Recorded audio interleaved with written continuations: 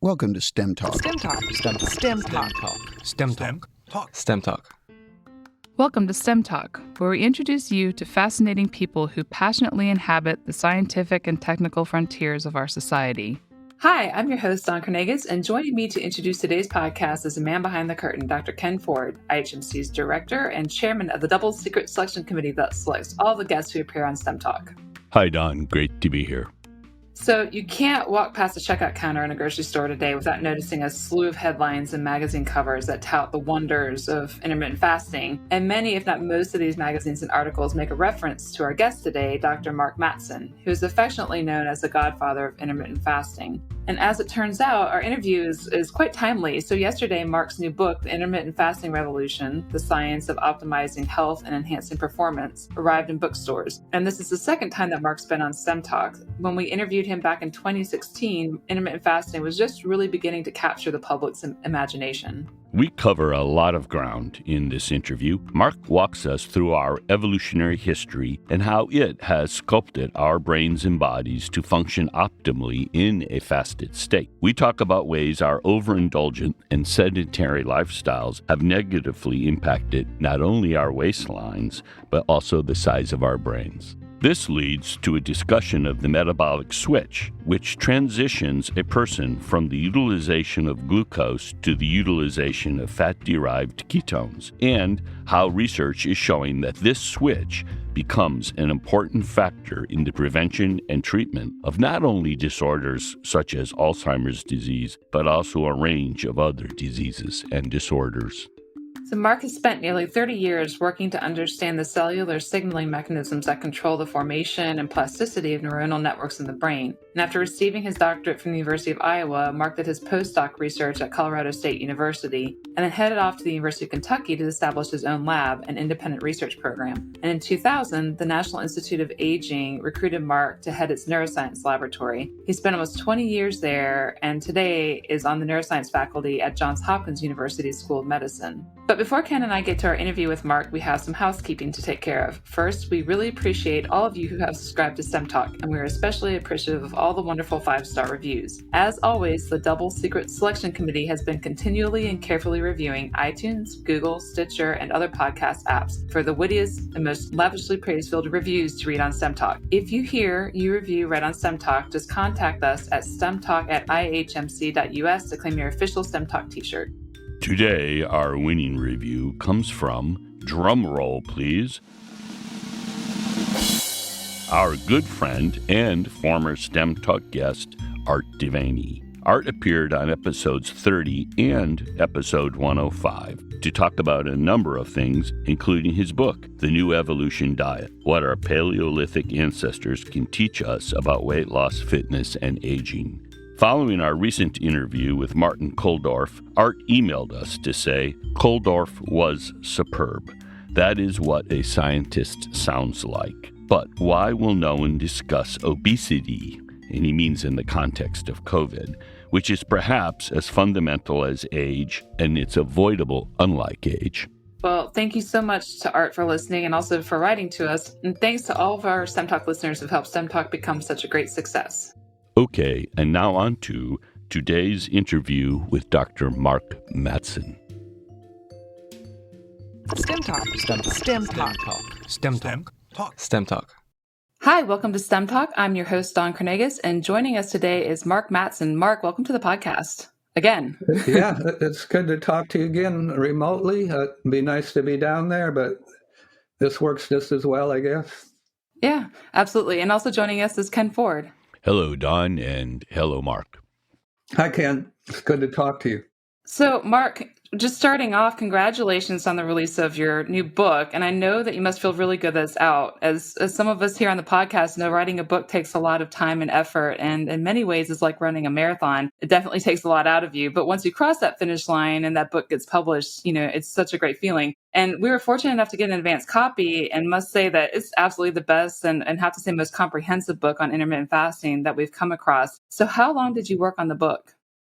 I worked on it in the mornings for about a year, And when I had my lab at the NIH, the big lab, a lot of postdoc students, and we're doing all the basic research, and that was the priority. So I never got around to writing a book on intermittent fasting until I retired, even though I'd been doing research on it since the 1990s.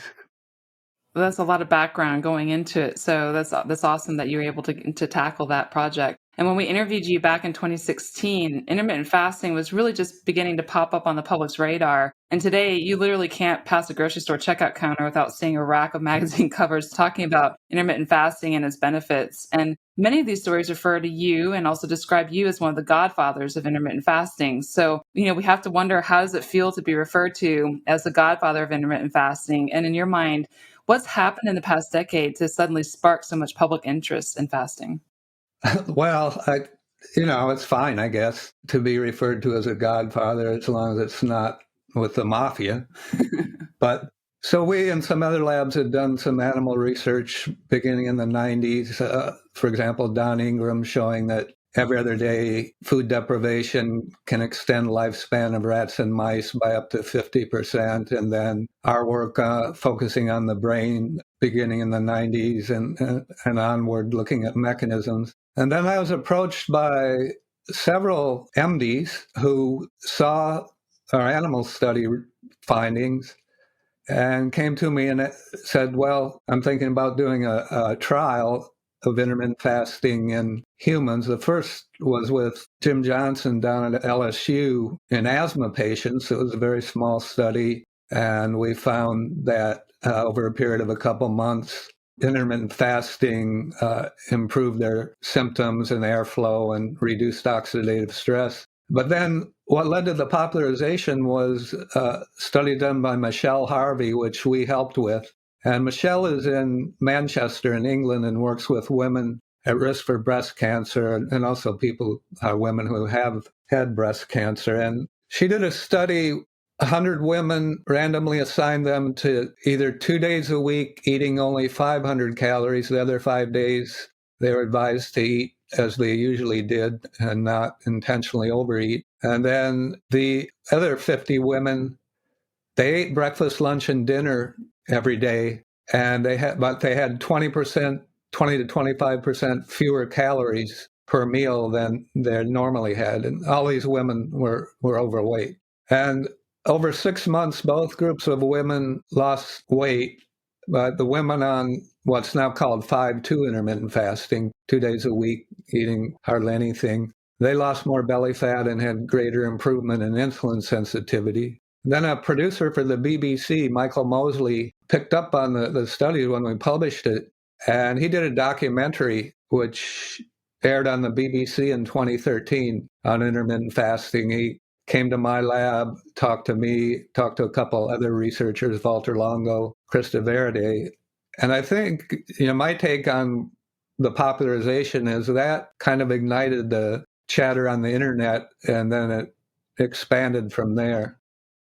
The title of your new book is The Intermittent Fasting Revolution, The Science of Optimizing Health and Enhancing Performance, published by MIT Press. In your mind, what sets apart your book from the other titles that are out there these days? Your book's quite different. Can you talk about that a little?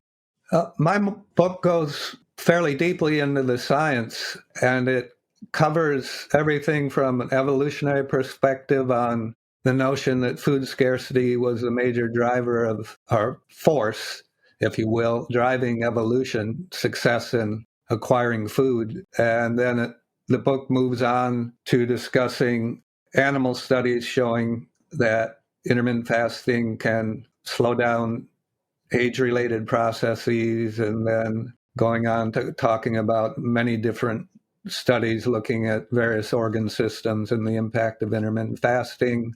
And I cover issues ranging from how this lifestyle approach to improving health might be incorporated into medical practice and the healthcare system, with the caveat that there are a lot of forces that aim to make a lot of money from sick people, not directly pushing against healthy lifestyles, but indirectly. by promising treatments for diseases where there really aren't many drugs that are effective. Other books out there on the bookshelf, which Dawn mentioned, the books essentially say, okay, this is intermittent fasting is an eating pattern where you go an extended time period, say 12 hours or more, without any calorie intake, and you do that regularly, for example, daily time restricted eating or 5-2 approach, which I mentioned. And then these books, they don't dig deeply at all into the science, and some of them just have like menus for healthy diet composition. So bottom line, my book goes into the science much more than others. And it also, there's a lot of personal notes in there on my own research on the brain. So it has a lot of focus on the brain, which is what I know most about. Yes, it's interesting. So talking about the science, the first chapter of your book begins with an overview of how evolution sculpted our cells and bodies in such a way that humans as well as animals function best in a fasted state. But you make the point that fasting is not a diet, but an eating pattern that puts a person into a fat-burning state. And, one could argue that from an evolutionary standpoint, this is our normal state. So could you walk our listeners through some of this evolutionary history and your belief that our brains and bodies are sculpted to function optimally in a fasted state? I'll start with humans and work backwards and down the evolutionary branches of the evolutionary tree. So with humans, from the standpoint of brain evolution, we know that all of the first tools invented by humans, based on the archaeological record, are tools that their function was to acquire or process food. Flake stones, eventually bows and arrows, spears. So I've made the case that was a big factor in being able to overcome food scarcity, was a big factor in human brain evolution. And if we go back, another example is wolves in the wild. And oftentimes when I give a talk, I show a picture of, in the winter, of a pack of wolves surrounding a buffalo. And during evolution, individuals who cooperated with their pack mates to track down and corner, if you will, and kill large prey had a survival advantage. And there's many other examples, but the bottom line is that in the wild, most animals live in environments where they spend most of their time searching for food. So their brains and bodies have to function well in a food-deprived state, or they're not going to be able to use their brains to figure out how to, in the case of predators, catch prey, or in the case of, for example, certain non-human primates who live in the arboreal canopy, to forage for food. And then there's actually whole literature on food scarcity and evolution, and evidence that individuals whose brains and bodies function very well when food was scarce had a survival advantage, and therefore brains and bodies evolved to function very well in a food-deprived state.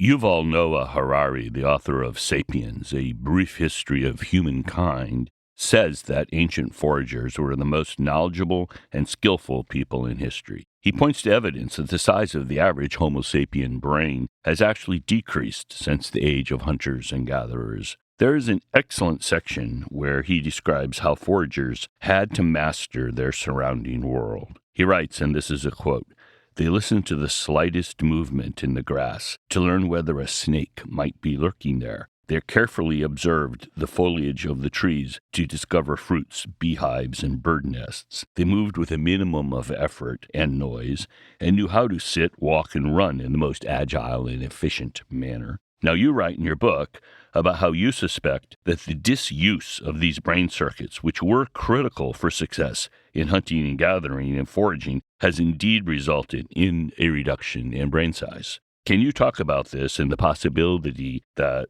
agriculture and industrialization might also have played a role? Yes. The evidence that human brains have, on average, gotten smaller since prior to the agricultural revolution is based on measuring cranial volume, essentially skull size. And indeed, there's about a 10% reduction in skull size of modern-day humans compared to hunter-gatherers prior to the agricultural revolution. Now, clearly, our brains are able to still function very well, focus on specific tasks that are required for our occupations. It would be very interesting, and unfortunately it's not possible, to look at different brain regions well, actually it is possible. There's still some hunter-gatherers in some regions of the world, Africa, for example. It would be interesting to do magnetic resonance imaging of their brains and look at different brain regions. And I suspect that there'll be a reduction in brain regions involved in navigation, physical navigation through the environment, and sensory motor regions of the cerebral cortex related to that. And there may be maintenance or even enlargement of some other brain regions, for example, possibly prefrontal cortex, which is involved in decision-making and some other higher creativity, imagination. One other note on this. There are abundant data from looking at MRI images of the brain of people with obesity, adults and adolescents, showing that on average, overall brain size is lower in the people with obesity. And in particular, a brain region called the hippocampus, which is critical for short-term memory, learning and memory, is significantly smaller in adults and adolescents with obesity. Have you seen in the literature an epigenetic effect there? In other words, is brain size conveyed epigenetically to the offspring of obese parents?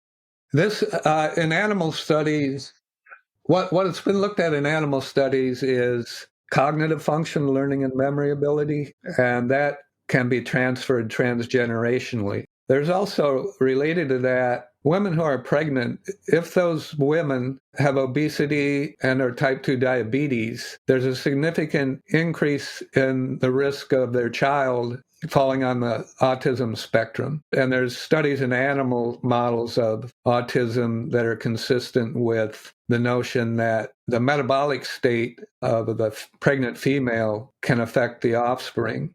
This is important because, it's important for women who are pregnant to get some exercise and not overeat. So, Mark, over the years, you've talked about how our overindulgent sedentary lifestyles are having negative impacts on the brain. So how serious do you think this is? And do you think this is something that we and future generations need to pay more attention to? I think it's very serious. There's quite a bit of evidence now.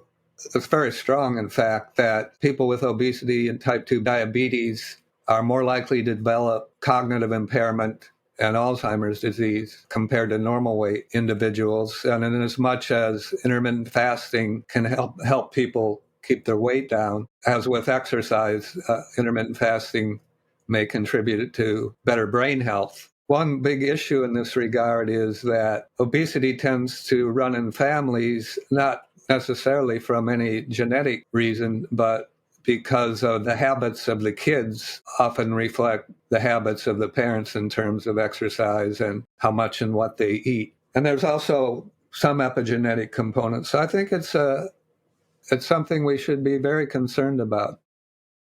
Yeah, I think we definitely agree with you on that. So fasting was quite popular at the turn of the 20th century. And we had Josh Turknett on the show recently who talked about this and also pointed out that Upton Sinclair, who won the Pulitzer Prize for fiction, wrote a book about fasting back in 1911 and described how it helped him overcome his chronic headaches. And you write about Sinclair in your book, as well as Dr. Edward Dewey, who in 1900 wrote The No Breakfast Plan and the Fasting Cure. I understand that your own way of intermittent fasting is based loosely on Dewey's approach. If fasting was so popular back in the 1900s, what do you think happened and why do we turn our backs on a way of eating that was once so popular? I think, back then it was semi-popular. It wasn't real common, but there are enough people. And back then they would do long fasts, several weeks, taking in no food, rather than these short fasts that we're mainly talking about today and in my book, daily time-restricted eating or a couple days a week. And there were the medical community was very skeptical of it and, in fact, essentially put out warnings against it in some cases. And that was based on certain clinics, fasting clinics, one by Seattle, for example, where a woman named Linda Hazard, who claimed she was an MD but wasn't, ran this fasting clinic where essentially several people starved to death. And so there was a lot of bad press on doing these long fasts. And that's why I see mainly that fell out of fashion. Fasting faded in terms of popularity, as you just mentioned, Mark, after Linda Hazard and the publicity associated with her problems gave it a really bad name. Many years passed after that before you and your colleagues began studies of intermittent fasting in rats and mice in the 1990s. Can you take us back to the 1990s and tell us how you first became interested in intermittent fasting? In other words, what caused the proverbial light bulb to go off in your head? At that time, and throughout a lot of my career, the focus of the lab was on Alzheimer's disease, Parkinson's disease, and stroke. All of these brain disorders are age-related, that is, risk increases with advancing age. And particularly with Alzheimer's and Parkinson's, the idea was that aging itself predisposes to these diseases. And therefore, we developed, and others had developed, some mouse models and rat models that were relevant to Alzheimer's, Parkinson's, and stroke. For example, in Alzheimer's, we had mice that develop amyloid plaques and neurofibrillary tangle-like processes in their brain. Parkinson's, we had animals that we administered a chemical that kills their dopamine-producing neurons. And so we asked the simple question, would a manipulation that had been shown to counteract aging, namely intermittent fasting, have an impact on the onset or progression of the disease process in these animal models? And the way we did this is we used every other day fasting, and we found that in the animal models of Alzheimer's, Parkinson's, and stroke, the intermittent fasting protected neurons from dysfunction and degeneration and improved the functional outcome. That is, less learning and memory deficits in the Alzheimer's model, less problems in controlling body movements in the Parkinson's and stroke models. So, Mark, you're talking about these neurodegenerative disorders such as Alzheimer's and Parkinson's, and this is something our listeners, I'm going to say especially you baby boomers, Hey, who are you talking about? and us, they want to pay attention to, because dementia and Alzheimer's disease ultimately affect almost half the population over age 85. These diseases, however, often start 15 years before serious symptoms are noticed. So, Mark, in your book, you have a great graphic that illustrates the hallmarks of brain aging. Can you explain to listeners what some of these hallmarks are? Yes, and many of these hallmarks are based on previous work looking at cells and organ systems outside the brain. So some of the hallmarks are damage to cellular constituents, that is, proteins, DNA, membranes, by free radicals. So that's oxidative damage. Another hallmark of brain aging, and this is maybe particularly important for the brain compared to some other organ systems, is that the mitochondria with age tend to become dysfunctional, and these dysfunctional mitochondria accumulate in the neurons during aging. And so you have neurons subjected to more oxidative stress, and their energy, that is ATP levels, are down. In addition, the process of autophagy, which is a system in cells that removes molecular garbage, damaged proteins, dysfunctional mitochondria, autophagy is generally impaired in an age-dependent manner. In neurons, something we've studied quite a bit, neurons are excitable cells. They're electrically active most of the time, and that in itself is a stress on the neurons. Just as when you exercise your muscle cells, when you exercise your nerve cells, it's a stress on them. And normally they respond adaptively in ways that make them stronger, function better, more resilient. But during aging, the ability of the neurons to respond adaptively to normal activity in them declines. We have evidence from animal studies, and there's evidence from humans that in Alzheimer's disease, there's what we call neural network hyperexcitability. The neurons are not able to constrain their activity within normal limits, which puts further stress on them and we think contributes to their death in Alzheimer's. So those are some of the examples of hallmarks of brain aging. Thanks, Mark. You mentioned autophagy. I've heard you say before that intermittent fasting has a benefit with respect to autophagy. Could you talk about the level of evidence for fasting-induced autophagy in multiple organs in humans in response to fasting, and how much fasting does it take? In other words, when does this benefit accrue? When you look at exercise, you get a benefit pretty quickly. I think I've read in the literature something like 30 minutes of relatively hard exercise. How does that work for fasting?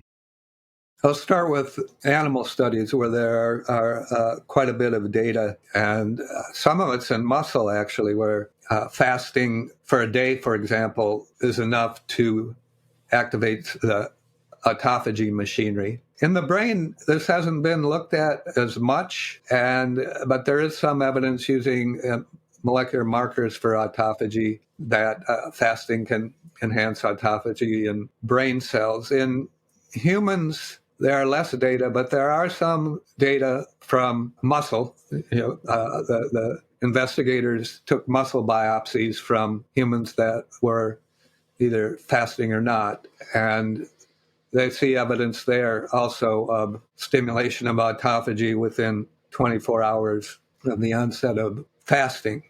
So kind of changing the angle on this discussion a little bit, I suspect that the emotional and economic impact of Alzheimer's hit home for you when your father came down with the disease. Can you talk a little bit about that? Yeah. So I was born and raised on a farm in southern Minnesota. My father was actually a prosecuting attorney for Olmsted County, and so we lived outside of Rochester. And my mother died, she had a hemorrhagic stroke in 1992, and then my dad was alone on the farm. We had a neighbor that farmed the land, but Dad had a couple of horses. We actually trained in race, trotters and pacers, harness horses. We had our own track, and so my dad was alone most of the time, beginning in 1992. Then in around 2000, 2002, we noticed that Dad was having short-term memory problems. For example, I'd talk to him on the phone. He'd ask me a question. Then a couple of minutes later, he'd ask me the same question, forgetting that he'd already asked me that question. So we flew back to Minnesota, and me and my brother and sister, we went with my dad to the Mayo Clinic and saw Ron Peterson, who is well known for his clinical work on cognitive impairment and Alzheimer's. In fact, he was Ronald Reagan's doctor. And so Ron diagnosed my father with probable Alzheimer's disease. Probable because the way that Alzheimer's is ultimately diagnosed is by looking at brain tissue at autopsy and essentially quantifying how much amyloid is there and how many nerve cells exhibit what are called neurofibrillary tangles, which is the accumulation of a cytoskeleton-associated protein called tau. So then, over the next, my father went in, we enrolled him in the Alzheimer's Research Center there. And so my dad went in yearly thereafter, got MRI done, they took blood, did cognitive testing. And so over the next 10 years, he got progressively worse. He had to have someone with him all the time because, he had a lot of problems that related to his memory, complete memory loss towards the end. That's an all too common story, and sorry that happened to you. And it's interesting. It must connect to you emotionally with respect to the work you've done for a large part of your career. Yeah, sure.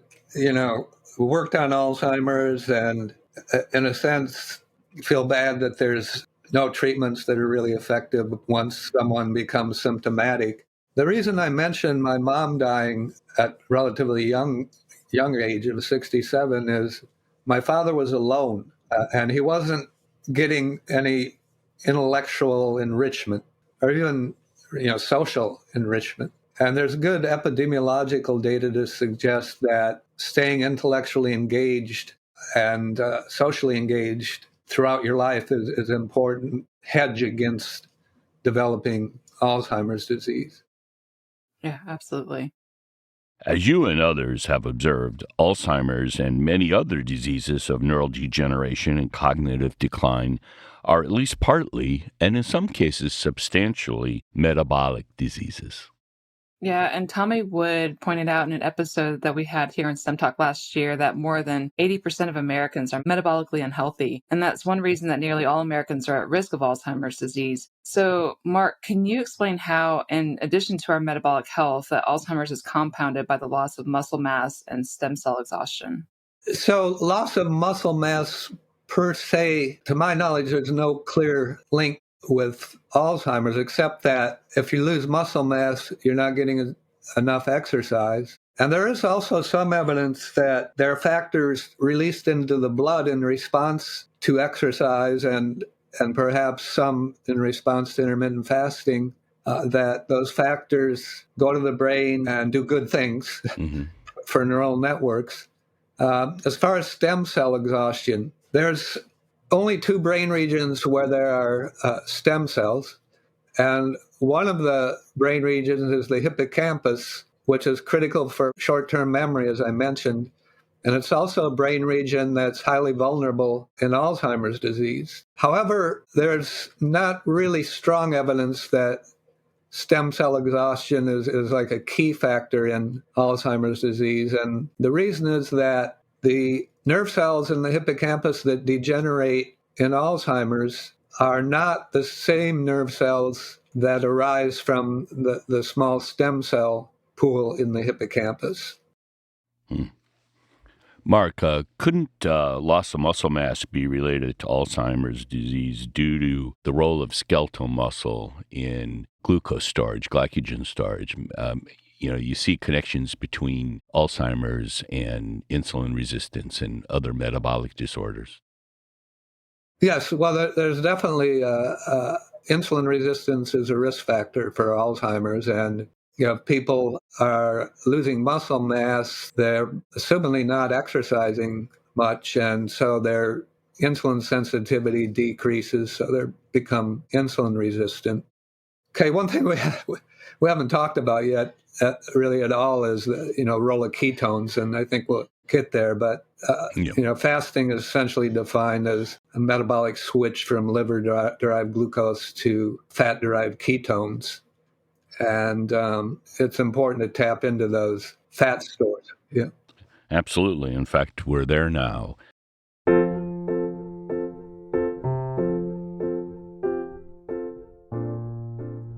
STEM Talk is an educational service of the Florida Institute for Human and Machine Cognition, a not-for-profit research lab pioneering groundbreaking technologies aimed at leveraging and extending human cognition, perception, locomotion, and resilience.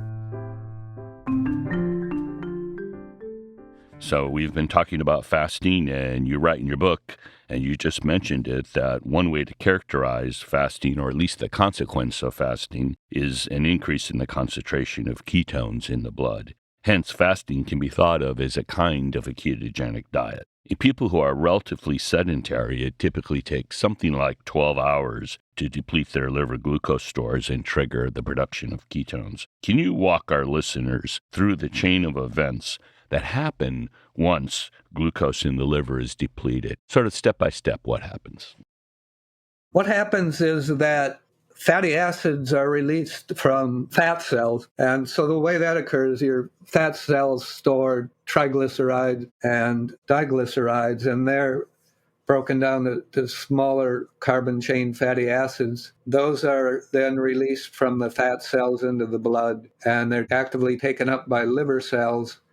And then in the liver, the fatty acids, through a series of steps, are converted to acetyl-CoA and ketones. The two ketones that are produced are beta-hydroxybutyrate and acetoacetate. And those ketones then are released into the blood from the liver cells, and they're circulated throughout the body and up and into the brain. There's proteins that actively transport the ketones across the membranes of cells. And those are called the MCTs, or monocarboxylic acid transporters.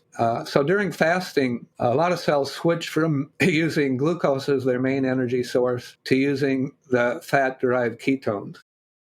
Great. So, Mark, going back to the various ways of fasting, we have intermittent fasting, time-restricted eating, prolonged fast, fasting mimicking diets, the 5-2 fast, and many others. Can you give us brief descriptions of some of the more popular ways of fasting? And also, can you talk about your eating pattern, which you say is based on Edward Dewey's The No Breakfast Plan?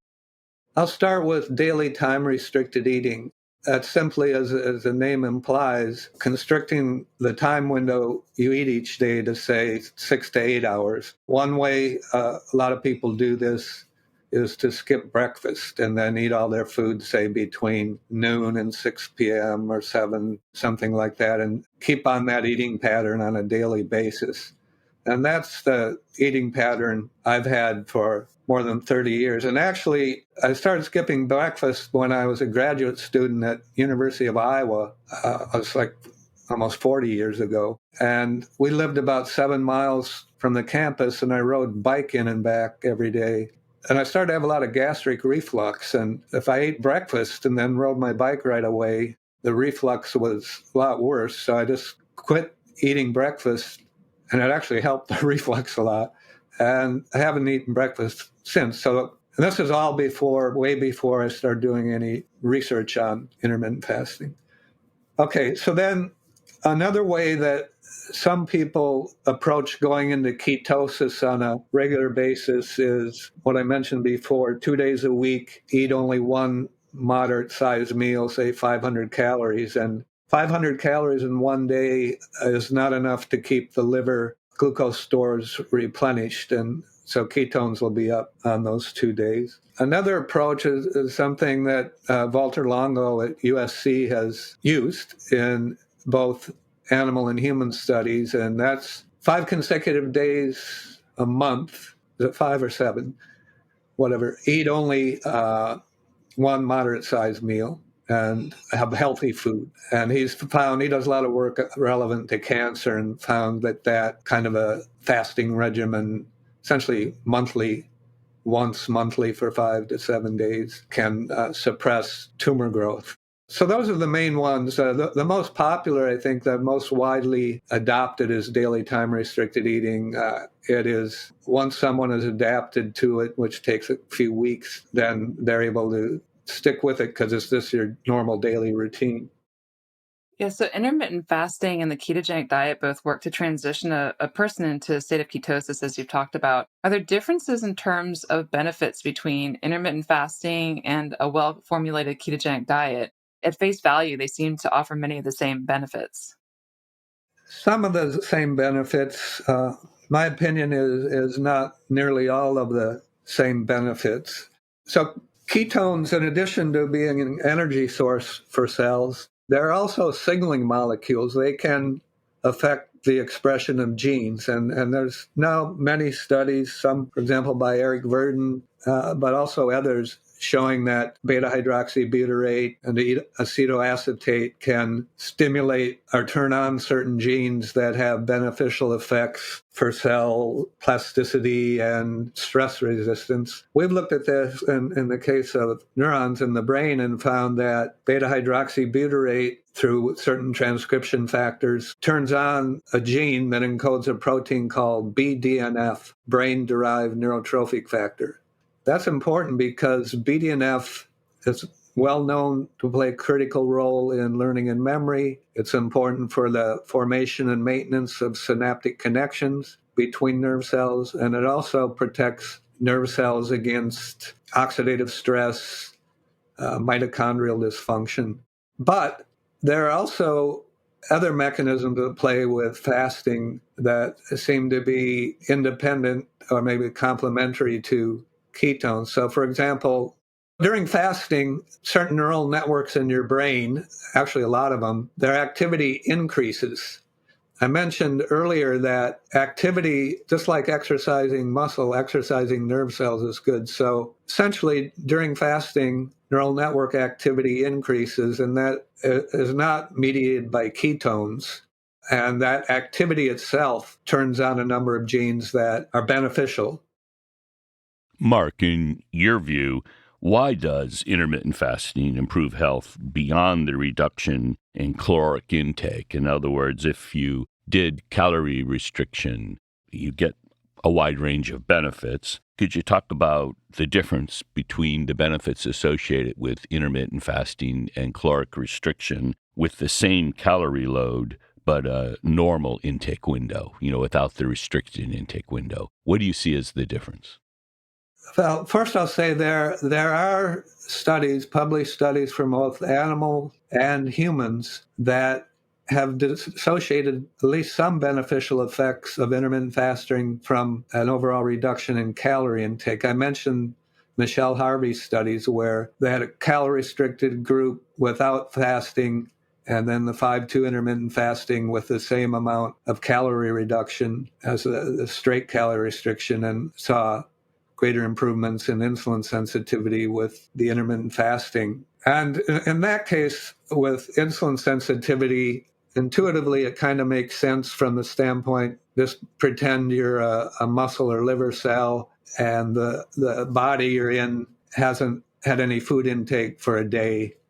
And so it's a relatively long time. And so what happens is the glucose transporters are upregulated to a greater extent than calorie restriction without fasting. So, 3 meals a day, let's say, versus time-restricted eating. In the case of the brain, we had a paper in PNAS way back, probably almost 20 years ago, where there's a certain strain of mouse that when we put them on every other day fasting, they maintain their body weight similar to the control animals fed every day. And the reason is because on the feeding days with the animals on every other day fasting, they essentially gorge, they overeat and make up for the lost calories. And nevertheless, we found that the intermittent fasting had stronger neuroprotective effects than calorie restriction without fasting. So, Mark, we know that you had a lab at NIH, and now you're at Johns Hopkins. Can you tell us a little bit about the work that you're doing at Johns Hopkins? Yeah, Dawn. So I don't have a lab now. I retired from NIH. I don't have a lab at Hopkins, and which I miss. But on the other hand, what I'm doing at Hopkins, besides teaching a couple courses in the neuroscience program, is I'm cheerleading clinical investigators in clinical trials of intermittent fasting in patients with various disorders, some of them neurological, some of them not. So, for example, Ellen Mowry, who works with patients, mostly women, because it's an autoimmune disorder, multiple sclerosis. She's published a couple of preliminary studies which hint towards beneficial effects of intermittent fasting in people with multiple sclerosis. She's doing bigger, longer trials. No, COVID stopped that, so I guess she hasn't actually started the bigger trial yet. COVID interrupted virtually all such clinical trials. And others working with patients with obesity and diabetes at Hopkins. There's interest from people working with dementia and Alzheimer's. Actually, before I left NIH, there was a neurologist, Dimitros Kapagiannis, working under me.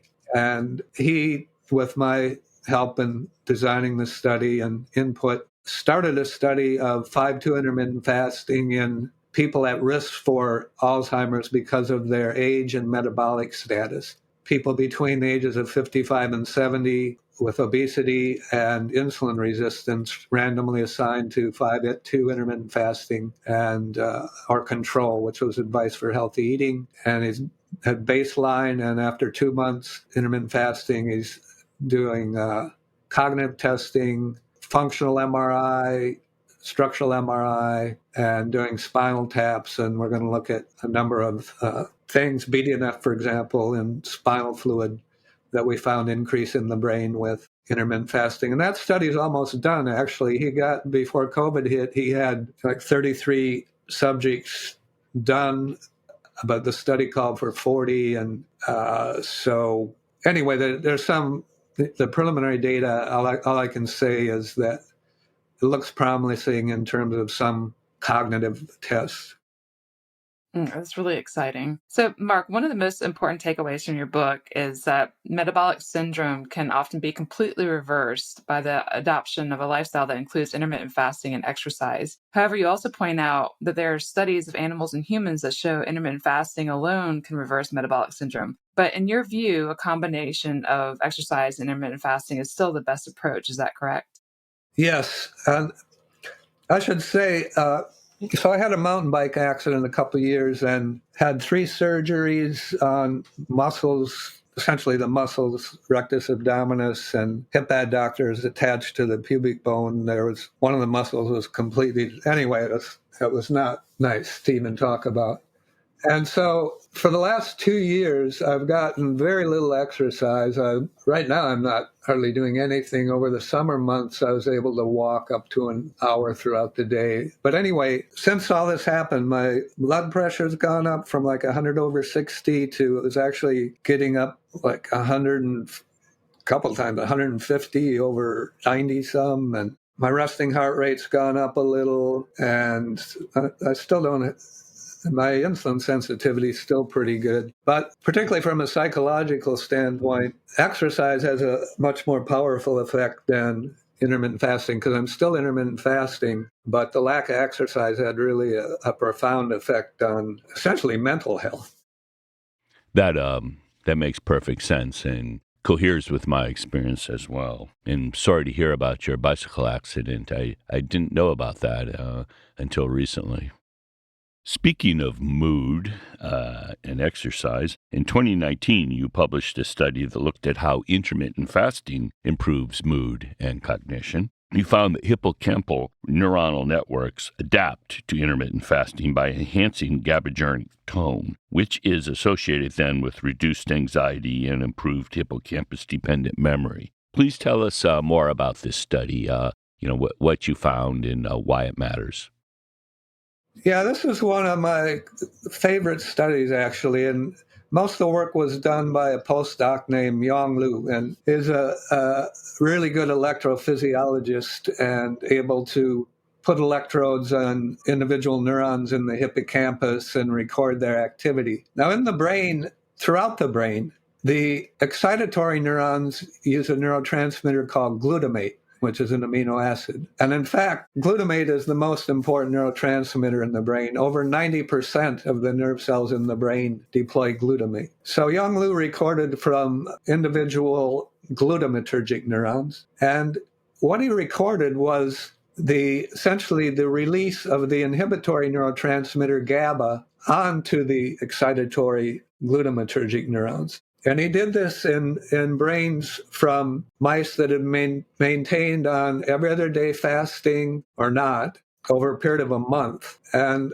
what he found is by 2 weeks and then much more so a month, he found increase in the GABA release onto the excitatory neurons. So essentially he found a quieting effect of the intermittent fasting on the neurons. Now, the hippocampus is important for learning and memory, but it's also involved in anxiety, whether it's short-term, more normal anxiety, like fear of something and then you get away from it transiently, or chronic anxiety. And so Yong Lu and others tested the anxiety levels of the mice, and we have a number of ways to do that. And bottom line, he found that the animals adapted to intermittent fasting have less anxiety. I should say also, though, that when we initially start the fasting, so the first day of fasting, anxiety levels go up, and then over a period of days, anxiety levels go down and go below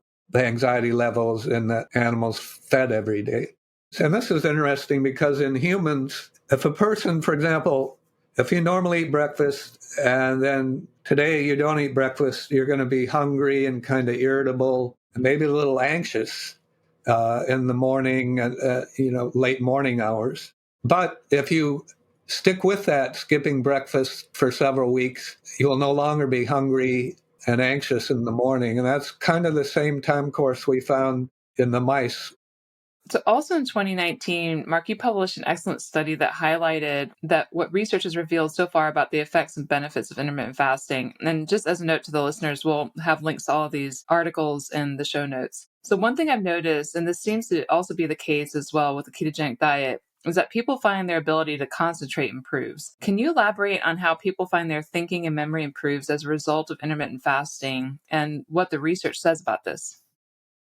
Don, the first thing I'll say is that makes sense if we go back to the evolutionary perspective that we talked about earlier on, the notion that you better be alert and your brain functioning well when you haven't eaten for a long time. And then what's going on in the brain, some we've talked about. We think this neurotrophic factor, BDNF, plays a very important role. There's probably also other things that are going on. I mentioned the increased activity in the neural networks. So that's undoubtedly correlated with increased alertness. So apparently the neural networks in the brain are adjusting so that the individual can be alert and focused on task, whether it's getting food in the hunter-gatherers or what we're doing now with this podcast, focusing on what we're doing. I haven't eaten.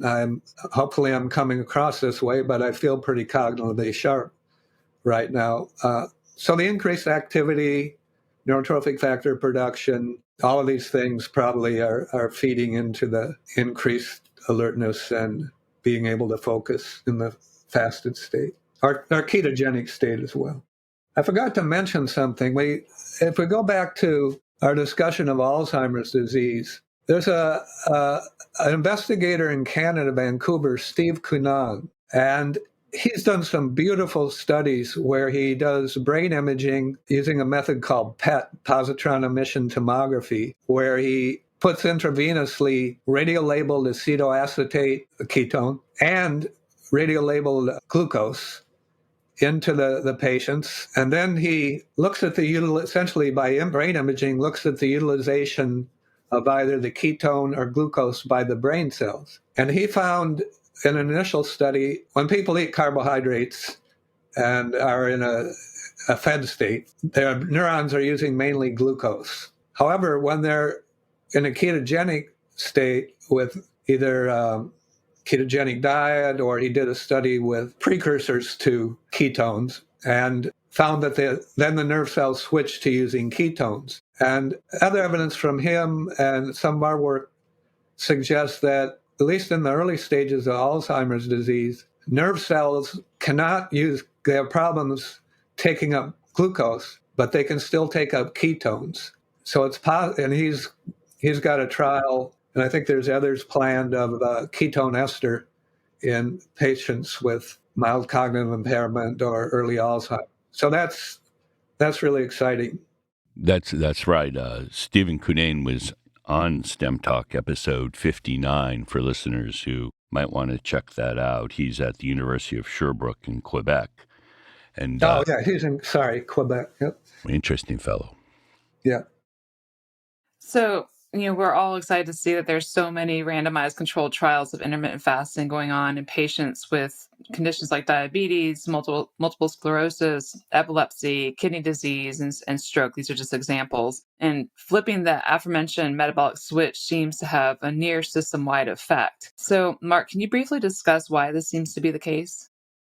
Yeah, it seems to be the case because, again, to go back to evolutionary considerations, in the fasted state, you're not using glucose, you're not using external energy, you're using internal energy. So in that state, it's important for cells throughout the body and brain to be in a conserve resources, stress resistance mode to essentially survive the period of food deprivation. And then when the individual finally is able to acquire food and eat, then the cells switch to a growth mode. And there's a a pathway called mTOR, which we haven't talked about. But the bottom line is during fasting, the mTOR pathway, which is a cell growth inducing pathway, protein synthesis growth pathway, during fasting, mTOR shuts down.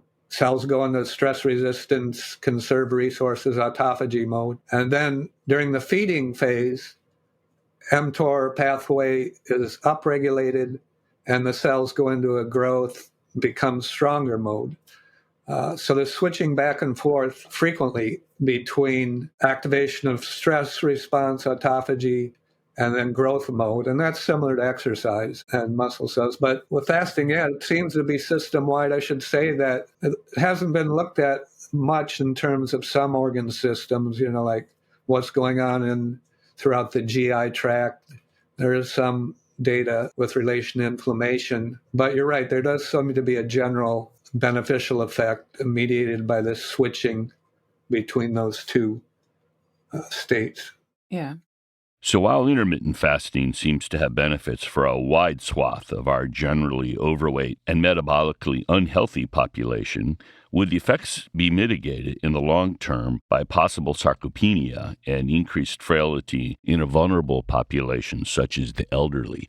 You mentioned mTOR, and to stimulate mTOR, sufficient protein intake is necessary as well.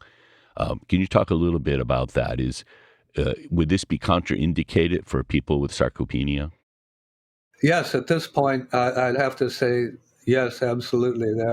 There are no studies in sarcopenia. However, so there are studies in healthy subjects looking at resistance training. Several studies with daily time-restricted eating showing both in men and women that they are able to maintain and build muscle mass when on these short daily fasts. And I should point out, this daily time-restricted eating, it's not a major stress or time interval of fasting, and I'd be very surprised if that had an adverse effect on muscle. On the other hand, I should say, I personally am a little concerned about that with all these issues I've had following the accident, particularly in my leg, and particularly lower leg muscles, and not being able to exercise. So how do you if you don't use your muscles much, you're not going to maintain them. So right.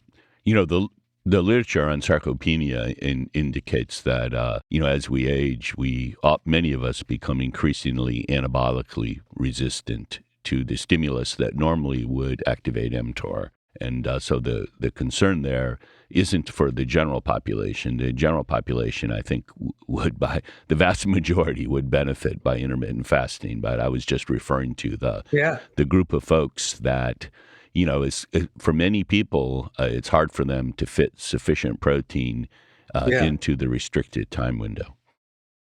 Yeah, I mean, I've been, me, I've been skinny my whole life, and my dad was too. My son is, but until this accident, for 30 years, of course, I was an endurance athlete, so what I probably should have done is, on hindsight, is done resistance training, but so my muscles are set up for endurance and not so much for strength. But I think rapamycin now, geez, have you got a good source for rapamycin? Maybe I should be taking that. Yes, we've discussed that on several episodes. You mentioned how our muscles adapt, and they certainly do, right? So I have a friend that's an elite endurance athlete, age group guy, in his 60s, and he's a wonderful person and a wonderful athlete, but very much adapted to endurance exercise and, tight and slow twitch muscle. And I think that's a normal adaptation. And do you know this, Ken? Are the slow or fast twitch fibers more prone to sarcopenic changes? Yes. Which are more prone? We lose the fast twitch first. So we lose power at about twice the rate we lose strength, and we lose strength faster than we lose mass. So the last thing is mass. Okay. So is that a positive thing for me or bad? I don't know, Mark. Okay. Okay, let's proceed. So Another group I want to talk about, diabetics, and I can see this from both sides of the table, and generally I can see how intermittent fasting would be helpful there. Certainly ketogenic diets are helpful there. If we advocate intermittent fasting to a diabetic patient who is already sarcopenic, these people have a real challenge.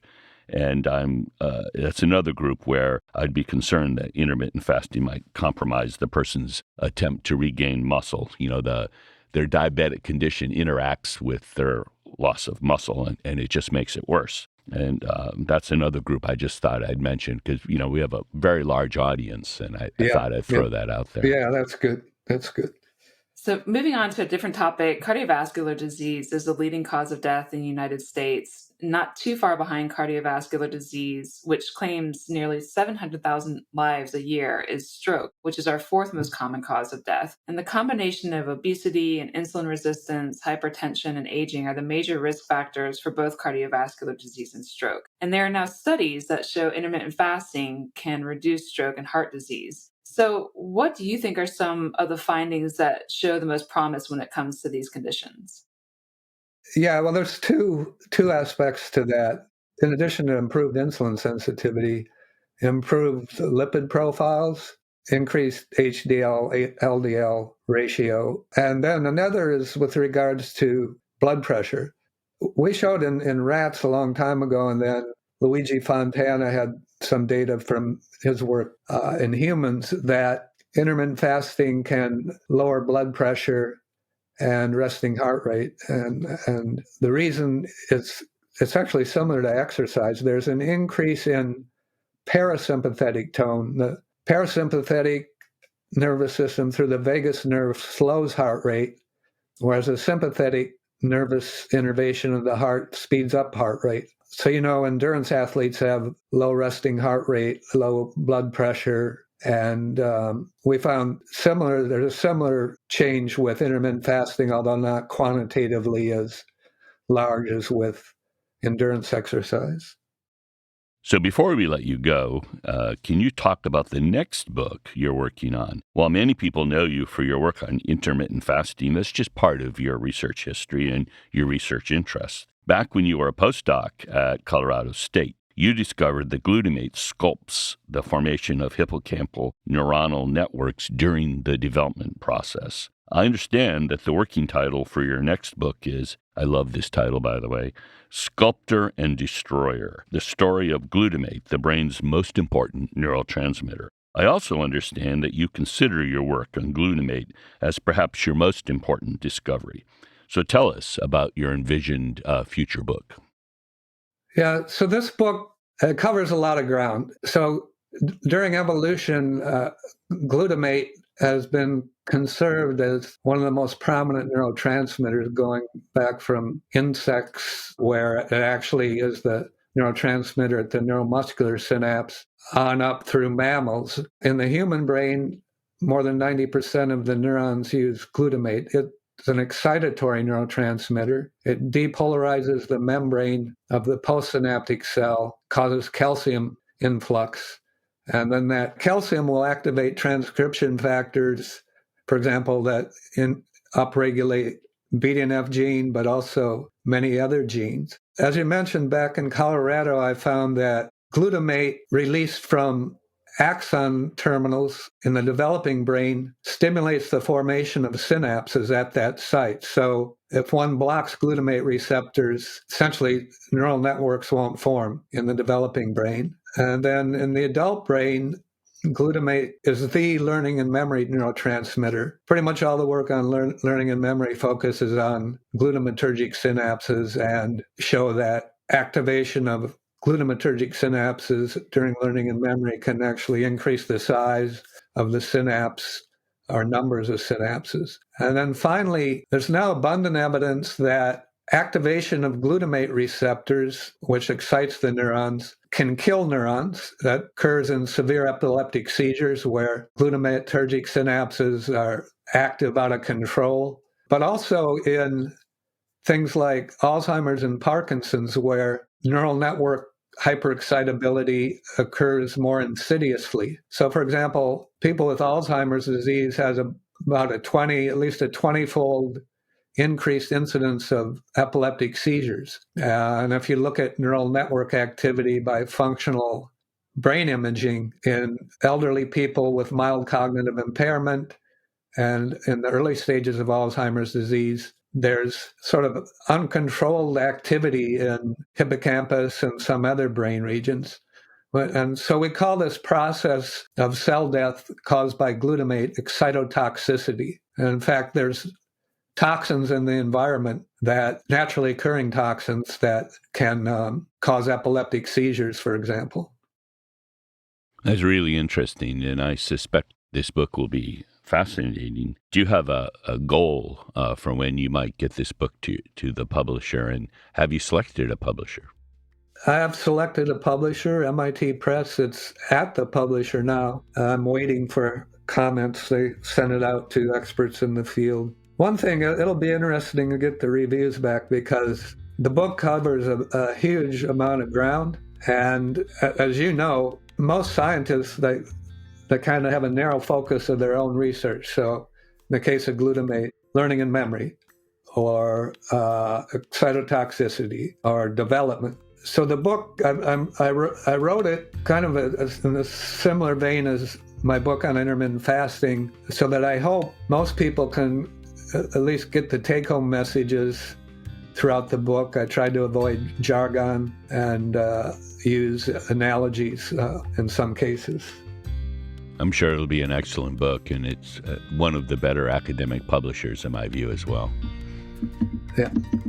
Yeah. Well, Mark, this has been such great fun. And again, congratulations on the publication of The Intermittent Fasting Revolution. And we're really excited to have you back on the show to talk about your next book when you're ready. Okay, Don and Ken, I enjoyed talking to you. Thank you, Mark. It was great. Okay. Bye. Bye-bye. STEM Talk. STEM Talk. STEM Talk. STEM Talk. So, Ken, I have to say that after listening to Mark, it sure seems as if we're witnessing a revolution in terms of intermittent fasting. And for decades, we've known that fasting improves the lifespan and health span of rats and mice. But now we have a multitude of randomized controlled trials in humans that consistently demonstrate the effectiveness of intermittent fasting on so many different aspects of health, aging, and also disease. It's a really exciting time. Yes, it is, Don, and I believe even more exciting times may be on the horizon. We're seeing more and more human studies looking at intermittent fasting, ketogenic diets, and exogenous ketones, and particularly they're looking at their impact on the prevention and treatment of disease. And like you said, Don, this is indeed an exciting time. I definitely agree, Ken. If you enjoyed the interview as much as Ken and I did, we invite you to visit the STEM Talk webpage where you can find the show notes for this and other episodes at stemtalk.us. This is Don Carnegie signing off for now. And this is Ken Ford saying goodbye until we meet again on STEM Talk.